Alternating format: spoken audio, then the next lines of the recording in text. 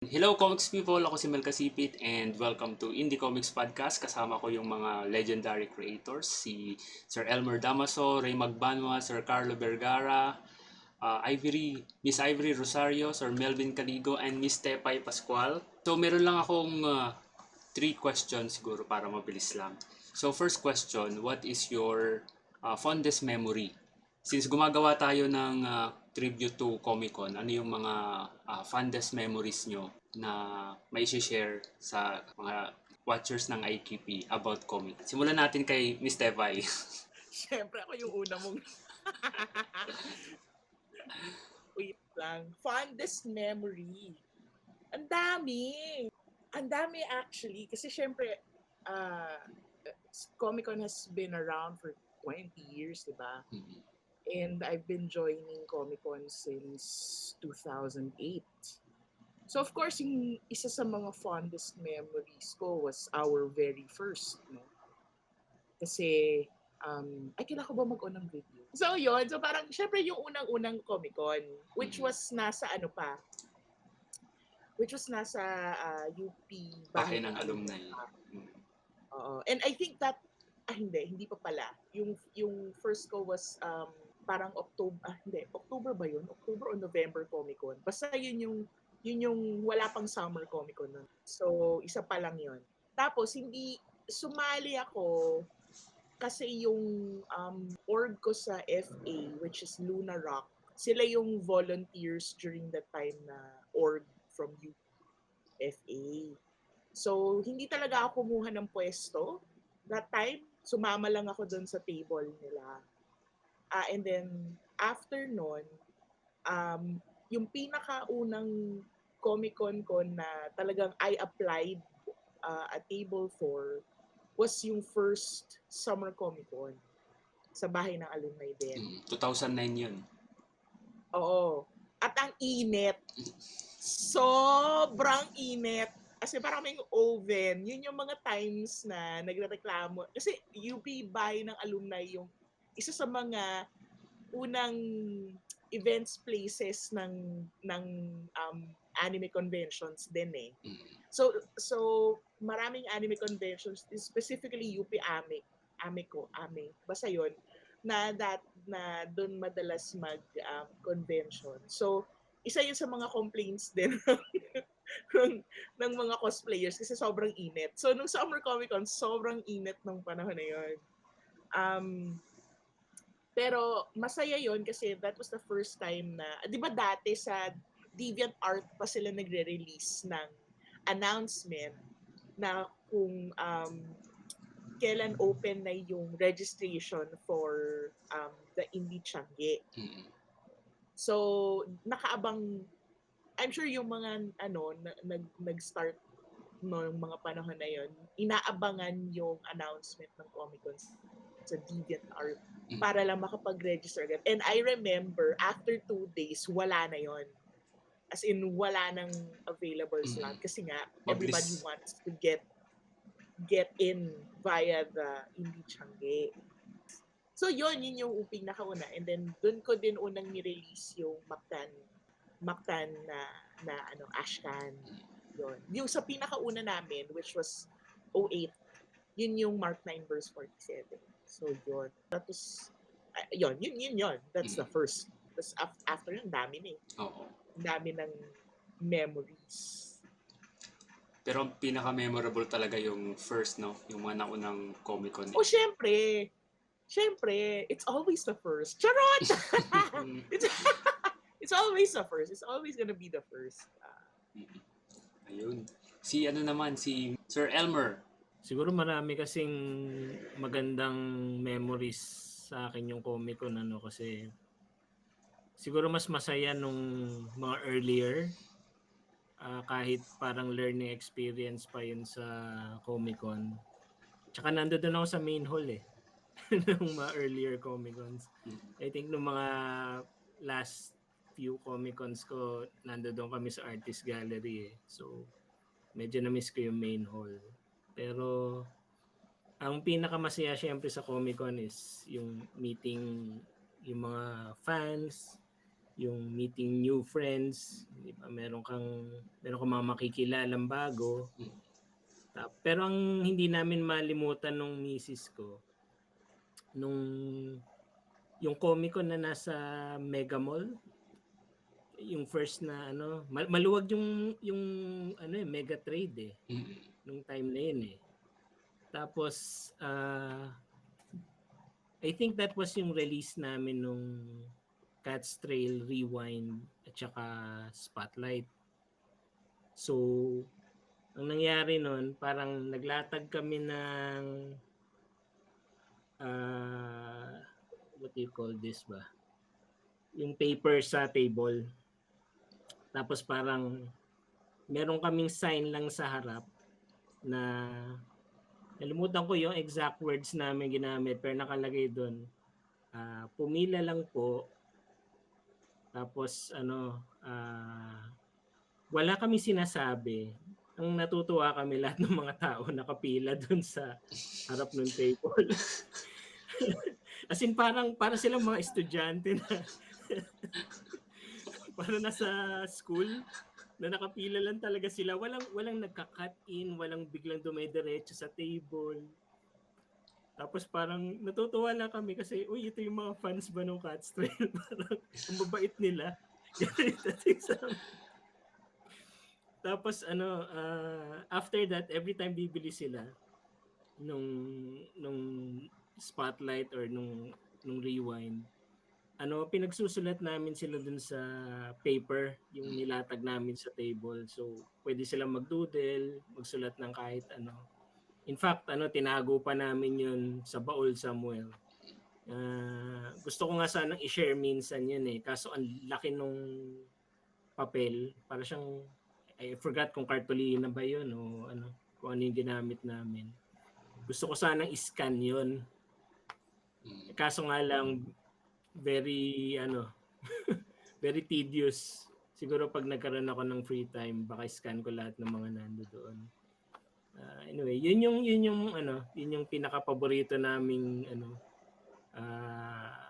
I think pangyayari nung Comic Con. Hindi namin talaga malimutan, laging ganun. Tsaka syempre I think yun yung first release nga na nung Rewind na indie namin. And yung Spotlight na light novel na gawa ni Mrs. ko. So, yun. Thank you, Sir Elmer. Sir Melvin, anong pwede niyong i-share na fondest memory sa Comic Con? Ayun, hello. Siguro, fondest memories. I guess yung pagmamadali. Every time na maglalabas ka, di ba? Uy, Comic Con na, kailangan ko nang tapusin to. So, that would be one. And then, andun din yung parang, I don't think it's fun. Pero, nare-remind ka of your age. Like, sasabihin nila, ito yung binibili ko dati nung elementary ako. Tapos, siguro na siya. I think, may naka-business suit na siya.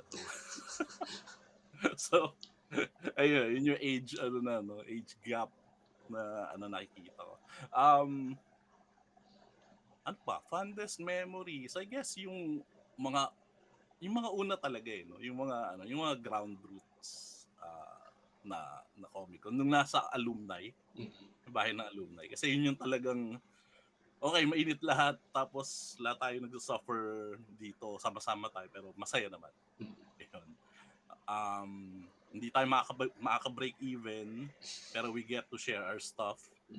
No? Nung time na yun, magkano ang indie? Mga binibenta namin, I think kan ba? 20 pesos, yung cheapest.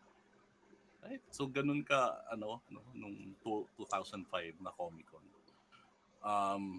Ayun, I still try to keep that yung price na yun, pero hindi talaga kaya with the pero yung paggawa nung mga zines na gano'n, ayun, I guess it keeps the spirit of Comic Con alive, yung mga na yun. Yung feeling ko yun talaga yung Yung mga, ano ba tawag? Ashcan? Mm. Ano? Yun. Ayun lang naman. Thank you, Sir Melvin. Ito, basahin natin yung sabi ni Sir Carlo Vergara. For me, yung initial years of innocence sa bahay ng alumni, kakatawa yung feeling na ang dami-daming may gustong gumawa ng comics. Though Comic-Con was not the first convention, the very first Comic-Con felt like the start of something big. Yan. Naalala ko nga rin nung first time kong pumunta sa Comic-Con, sobrang daming mahilig talaga sa comics na nagsama-sama sa isang lugar. Tapos ang saya ng feeling na galing ako kasi sa province nun. So pagdating ko sa Comic-Con, ang dami ka palang mahilig sa comics kasi sa probinsya hindi ganun. Wala akong parang kukunti lang yung mga mahihilig talagang mag-comics. Ayun. Sabi ni Ivy Rosario, siguro nung 2017 Comic-Con po, IIRC. Ano yung IIRC? Ray. IRC yata. Yan ba yung IRC If I yung group sa remember correctly. Mm. I remember correctly. I remember correctly. Okay. Yung nakasali ako, high school pa lang kasi sabi ko noon gusto ko maging part ng cons talaga. So di ko rin in-expect na matutupad yun 10 years or so later. Hehe. Tapos, na-meet ko rin si Miss Emiliana Campilan. Paborito ko yung mga gawa niya. Dead palagtas no, noong time na yun. Wala pa akong idea paano mag-booth dati or mag-produce ng merch properly. Ayan. So yun yung memory ni Ivy. Ikaw, Ray, share mo yung fondest memories mo sa Comic-Con.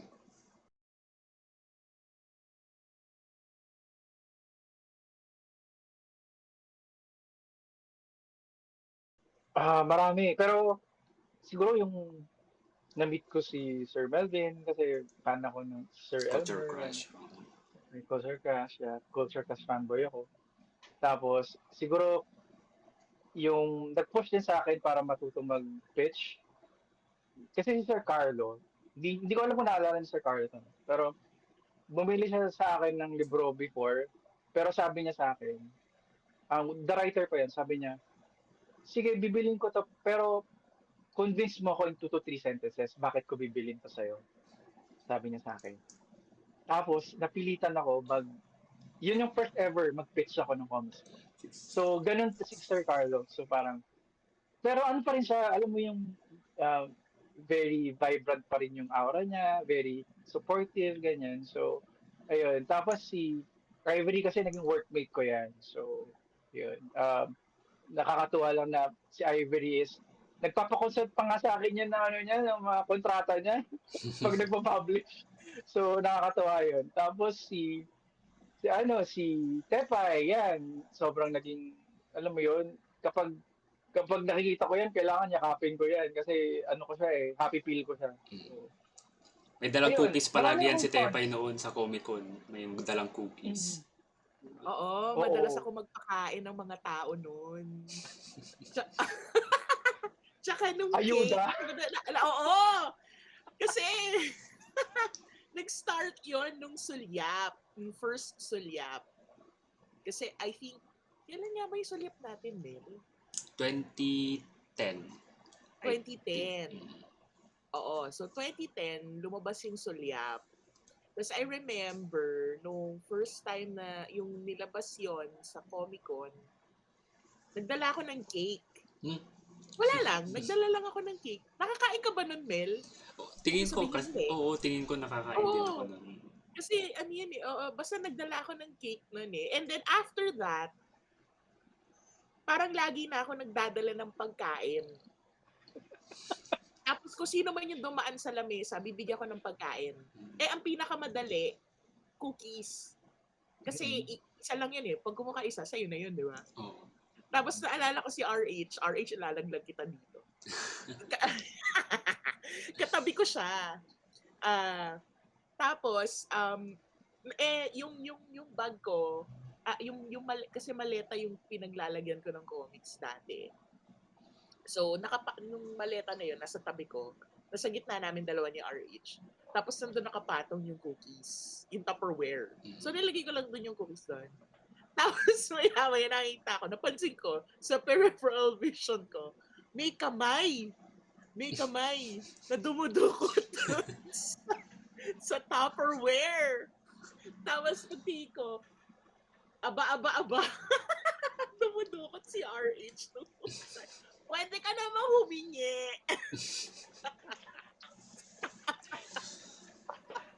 So, binigyan ko siya ng cookies.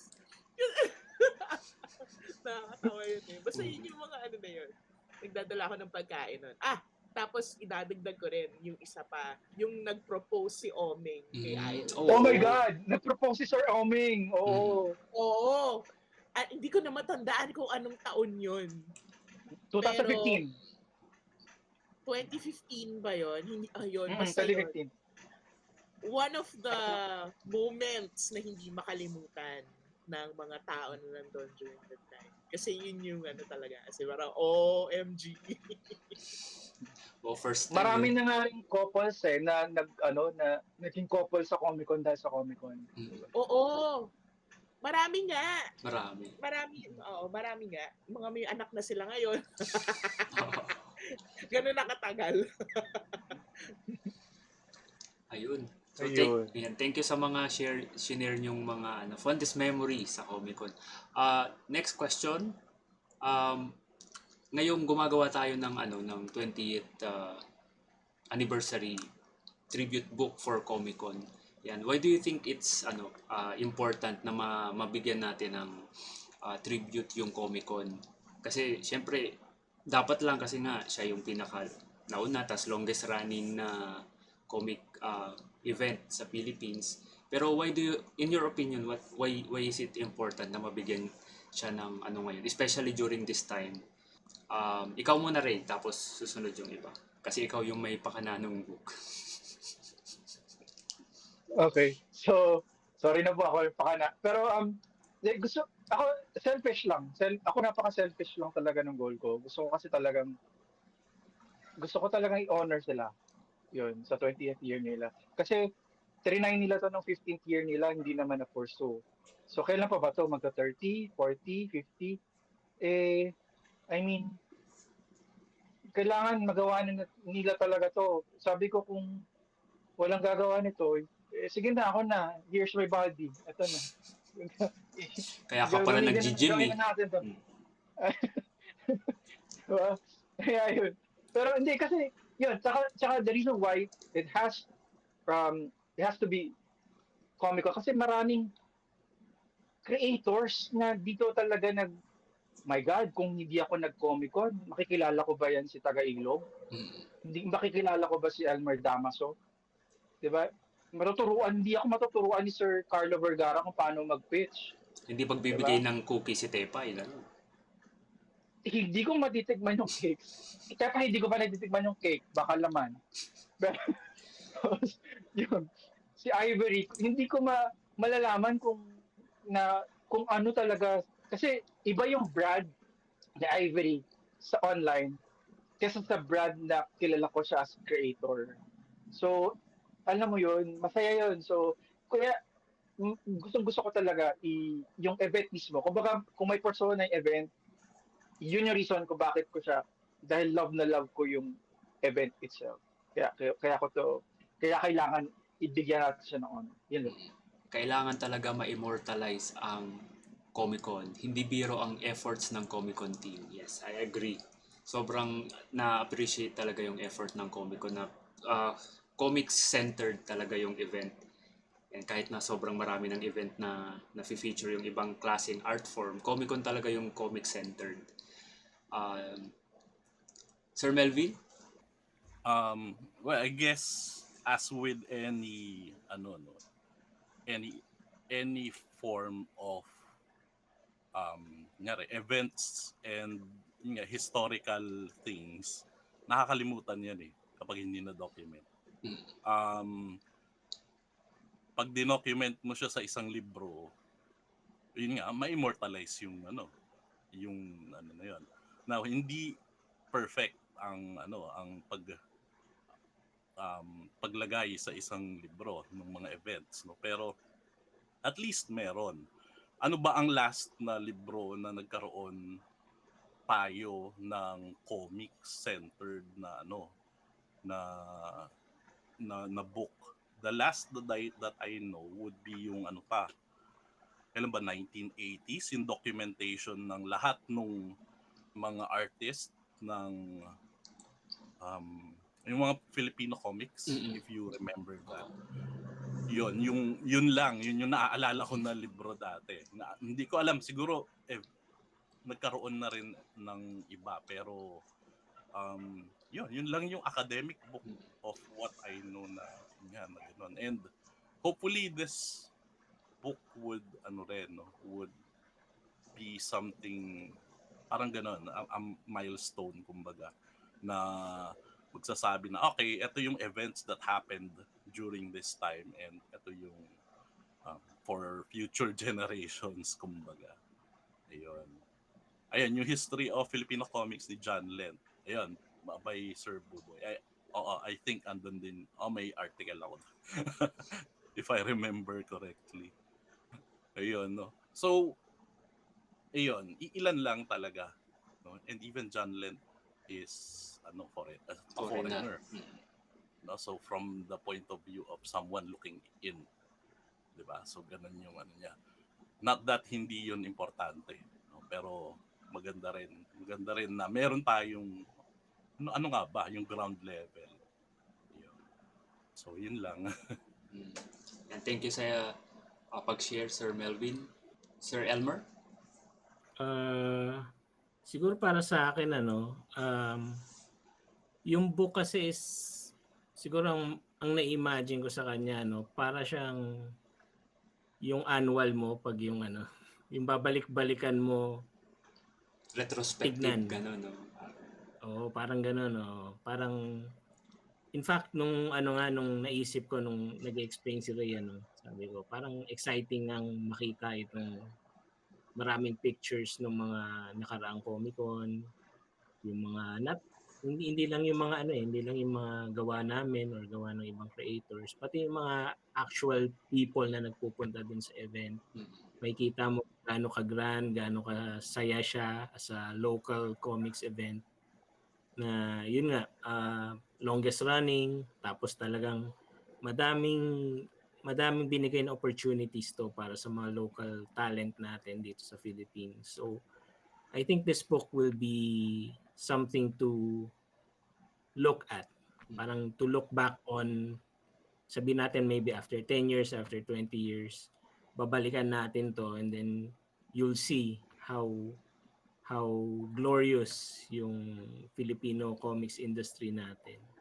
I think merong mga books na nagdo-document pero I think yung let's say masupplement natin more on sa mga pictures ng mga event mismo, parang ganun. Parang masaya siyang balik-balikan para sa akin. Yeah.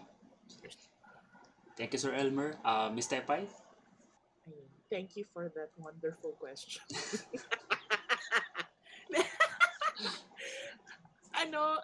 Well, okay. Importante din kasi siya kasi nga, ako nga, hindi ko nga naisip na 20th year na nila. Sa totoo lang. Alam ko lumagpas na sila ng 15 years pero hindi ko naisip na 20th year na nila. Until sinabi sa akin ni Ray. Tapos sabi ko, oo nga 20 years na nga sila.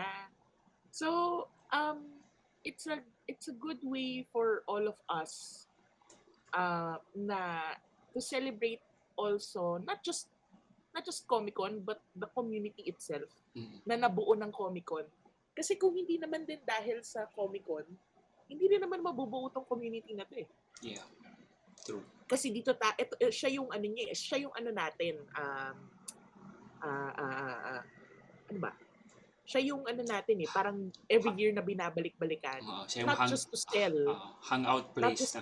Not just to sell, but we look forward to the people that we're going to see during the event. So, 'di ba? We look forward to see each other, 'di ba? Oy, kumusta ka na, 'di ba? I mean, I think for the especially yung mga halimbawa, yung katulad natin na nag-start naman ng blindly, yung wala talagang alam. Just, nagpunta lang doon, gumawa lang ng comics, nagpunta lang doon, nag-table, tapos magbebenta ng walang alam kung anong mangyayari. Kasi nga, parang I think most of us, iniisip lang natin na gusto lang natin maglabas ng comics natin. Hindi natin naiisip yung funds. Hindi natin naiisip yung balik sa atin eh. We just wanted to tell our stories. So, in a way, kasama yon sa legacy na nabuo uh, ng Comic-Con.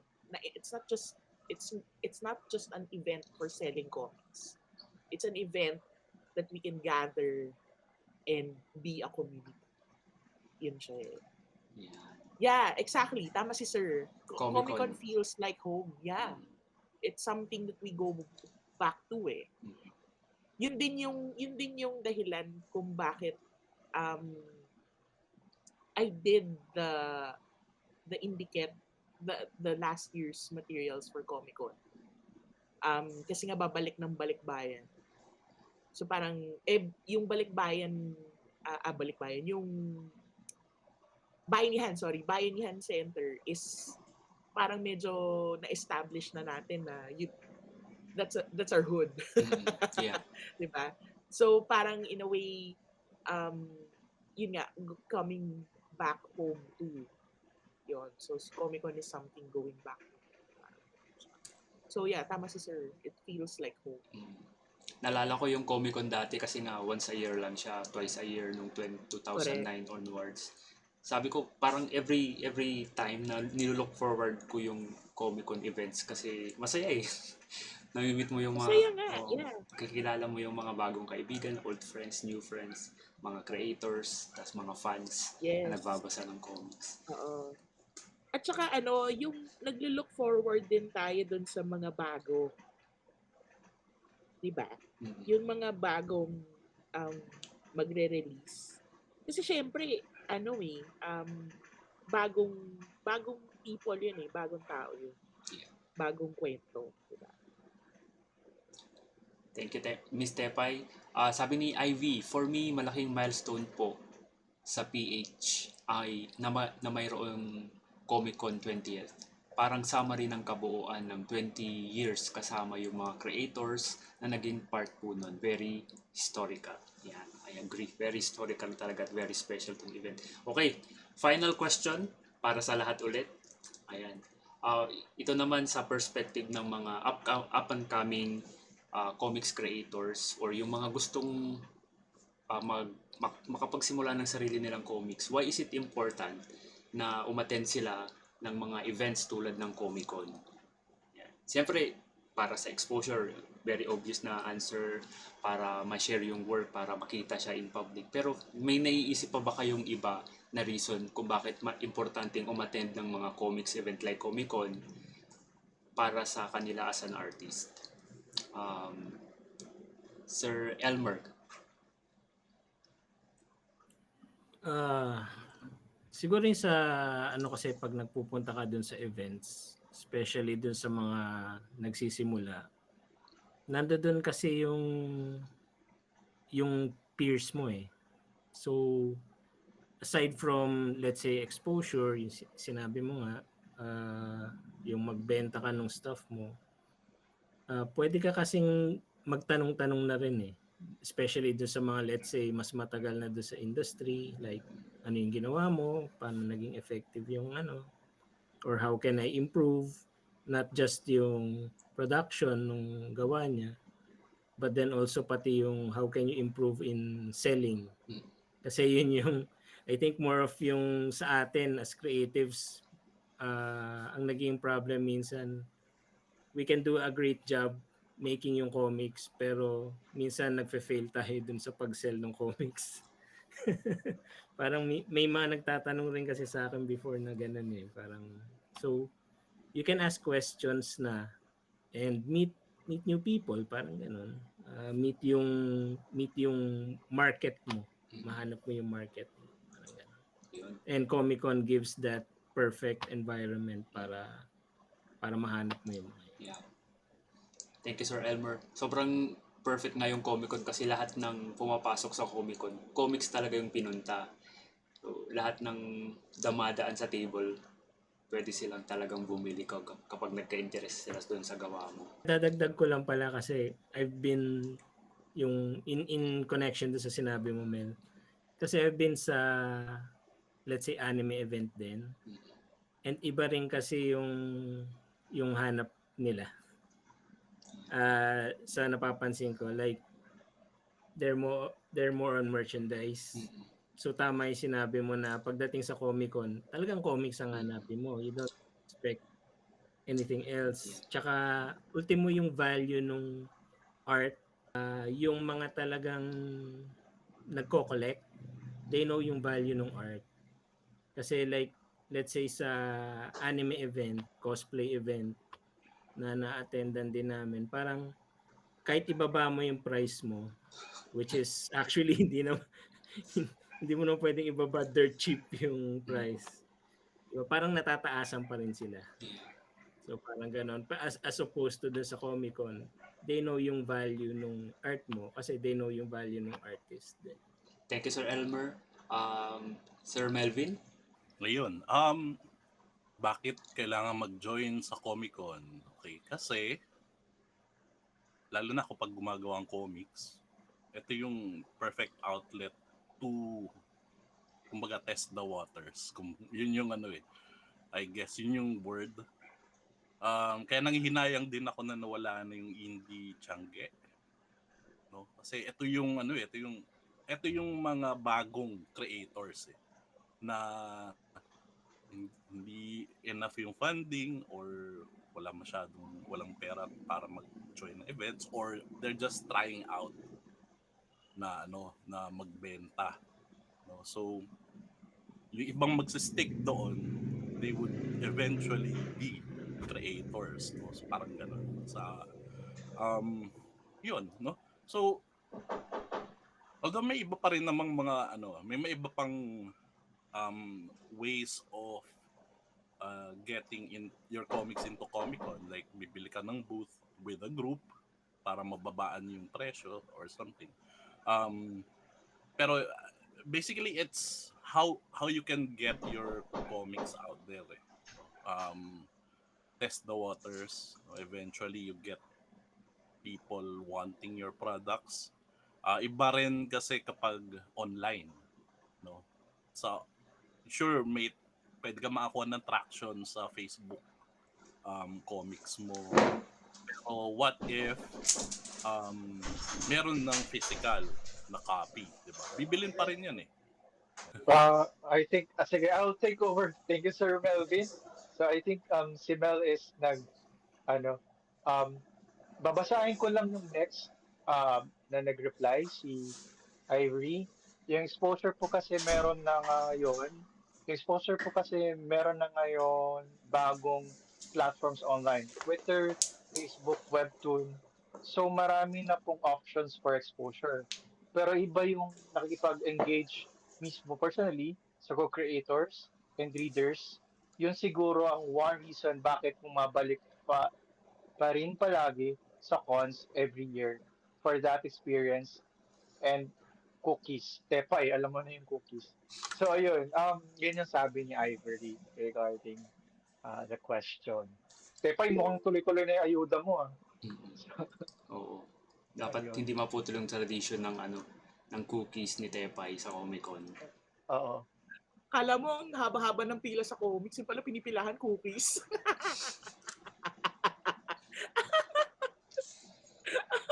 Ayan, si Sir Carver may gustong sabihin. Yes, Sir Carlo?